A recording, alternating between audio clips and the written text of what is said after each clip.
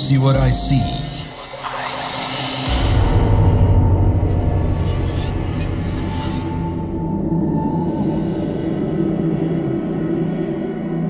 Apa kabar?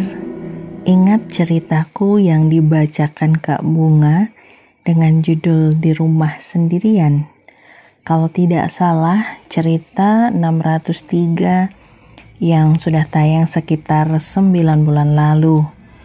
Kali ini aku ingin kembali berbagi pengalaman yang tidak pernah terlupakan.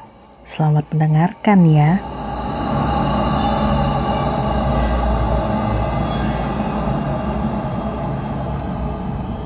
Pernah pada suatu waktu, kampus agama negeri tempatku menimba ilmu sedang memiliki banyak kegiatan. Selain kegiatan itu, aku juga memiliki banyak tugas dari mata kuliah yang aku pilih. Abi dan Umi yang jarang pulang ke rumah membuat aku semakin mantap memutuskan untuk mencari kos yang tak begitu jauh dari kampus. Awalnya keduanya menolak, terlalu khawatir akan segala sesuatu yang belum tentu terjadi. Ya, kekhawatiran orang tua pada umumnya lah. Takut anaknya tidak ada yang mengawasi, takut anaknya terlambat makan atau jajan sembarangan karena tidak ada yang memperhatikan. Ya, seperti itu. Tapi aku menjelaskan dan berjanji kepada Abi dan Umi bahwa aku akan menjaga diri. Aku akan tetap rajin beribadah dengan baik dan menjaga kesehatan. Akhirnya, Abi dan Umi mengizinkan.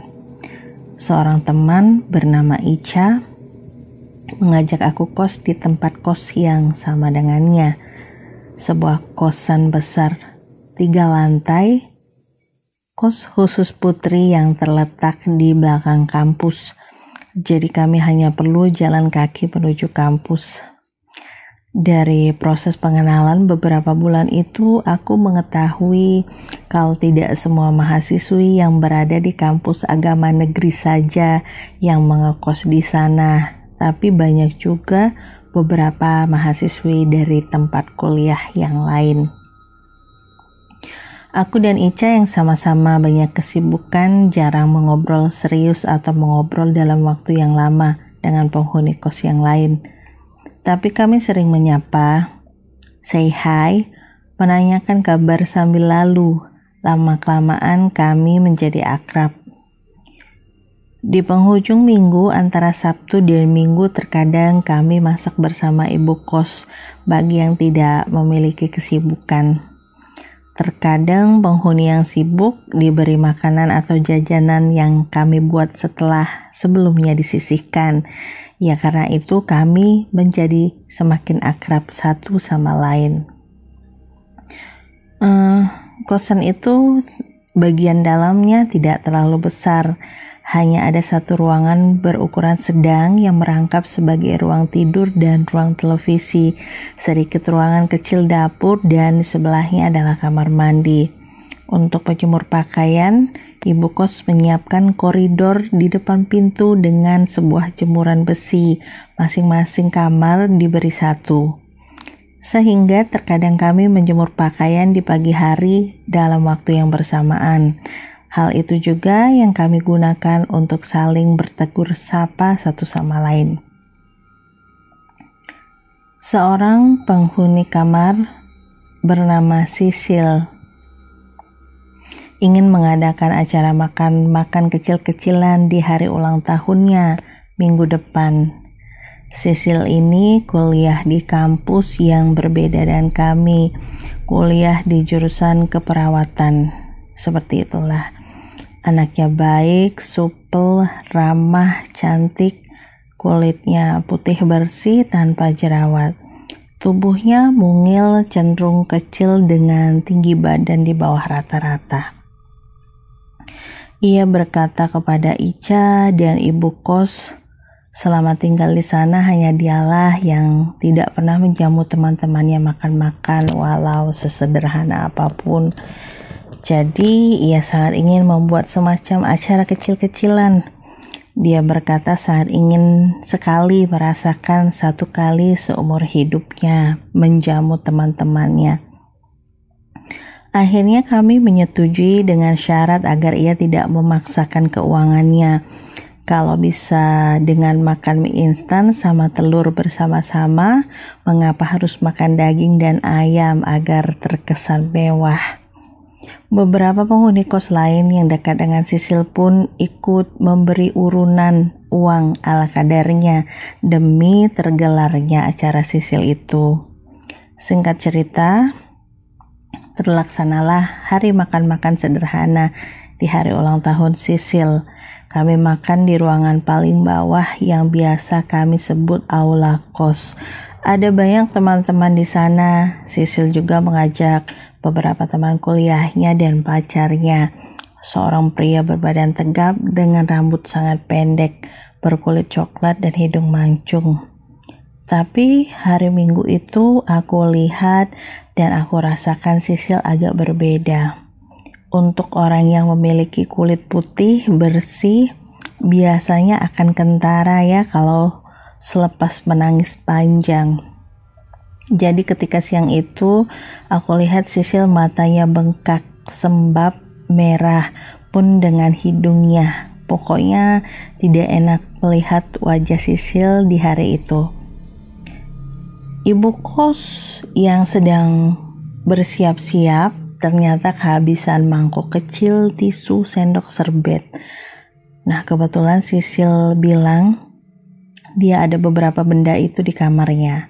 Jadi tidak tahu kenapa Sisil malah meminta aku dan Ica untuk menemaninya ke kamar untuk mengambil benda-benda itu. Kami naik ke kamar kos Sisil dengan dia yang berjalan duluan di depan kami. Aku dan Ica tidak menanyakan kenapa dia tampak tidak baik-baik saja siang itu.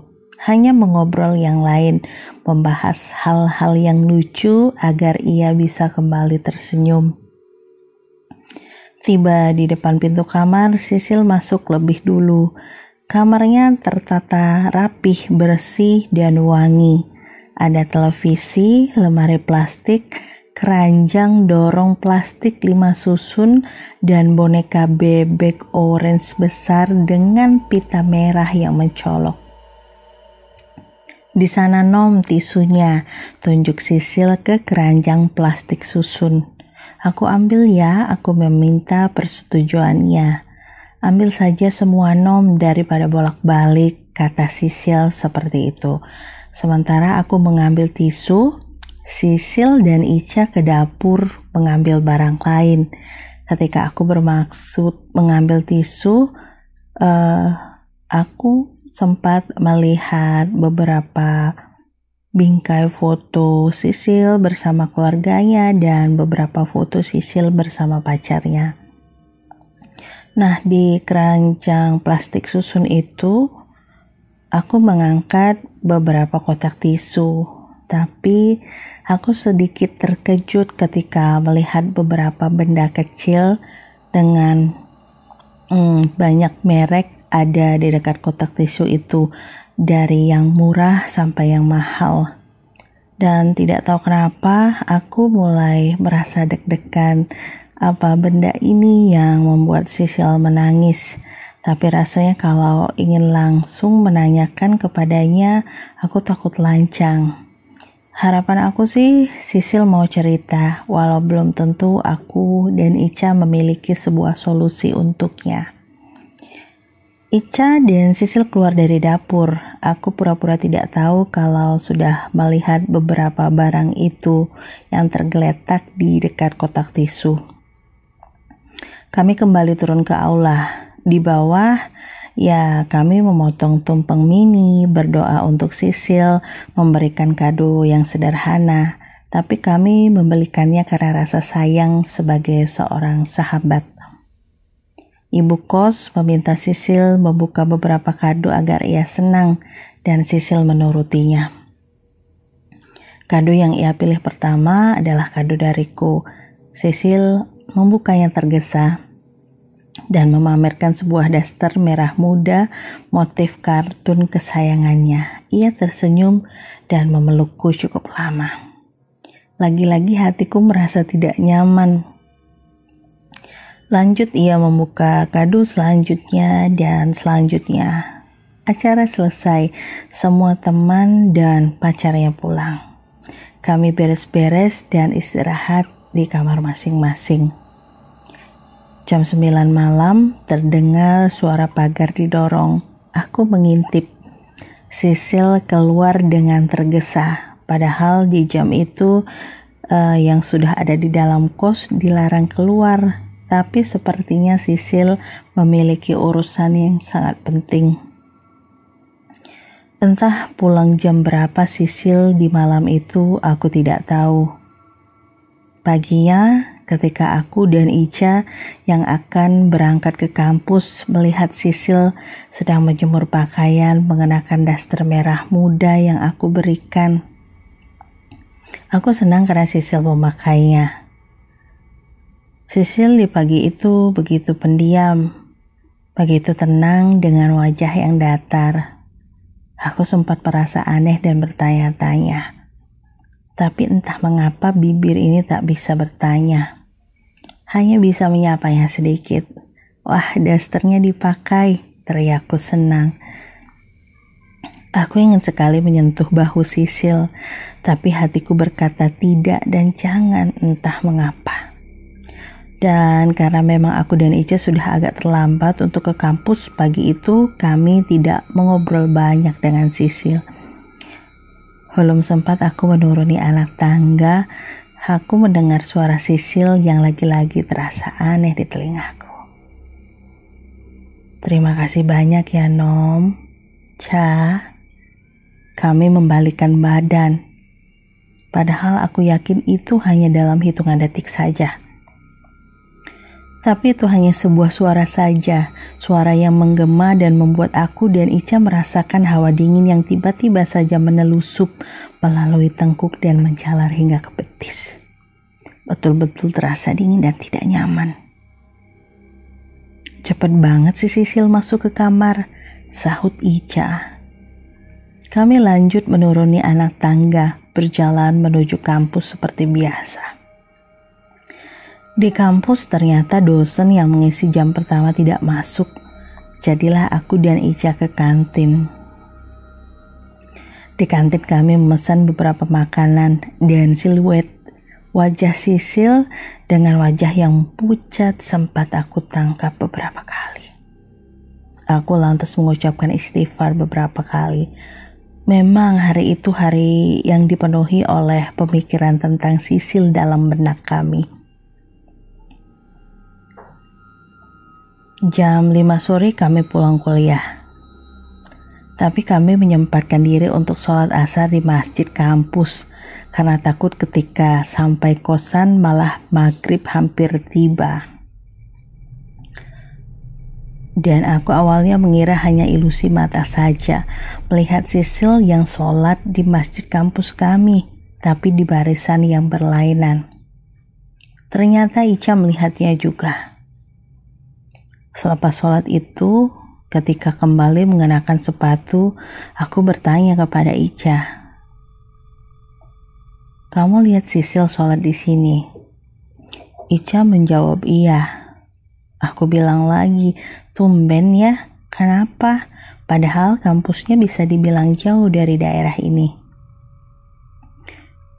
Ica menjawab, "Mungkin ada perlu sama kita." Jawabnya seperti itu. Jadi kami berniat untuk menunggunya sampai selesai sholat. Tapi hingga petang, Sisil tak keluar juga dari masjid. Dan ketika kami mencarinya di dalam, aku dan Ica tidak menemukannya. Nah, biasanya pulang dari kampus, kami akan mampir ke warung atau tempat jajanan. Karena malas untuk keluar lagi ketika sudah sampai di kamar kos. Tapi sore itu, aku dan Ica sangat ingin pulang lebih awal. Ada sebuah perasaan yang meminta untuk itu. Sampai di daerah kosan dan akan masuk ke gang, suasana sangat ramai. Beberapa orang keluar dari rumah. Ada mobil polisi, ambulans, Pak RT, dan ya orang-orang penting lainnya. Sore itu terlihat sangat ramai. Bahkan beberapa stasiun televisi daerah kami ada juga di sana. Reporter-reporter sibuk, juga kameramennya. Aku memandang Ica dengan perasaan tak nyaman. Ica pun memegang tanganku dengan gemetar. Dari bisik-bisik yang kudengar, katanya Sisil gantung diri di dalam kamar kosannya. Tentu saja aku dan Ica tidak percaya. Tapi melihat ibu kos yang menangis sambil memeluk orang tua Sisil yang baru datang dari kampung, rasanya membuat hatiku tak menentu. Sekujur tubuhku rasa dingin dan merinding. Refleks, aku berkata, "Mengapa jalan ini yang kamu pilih, Sil?"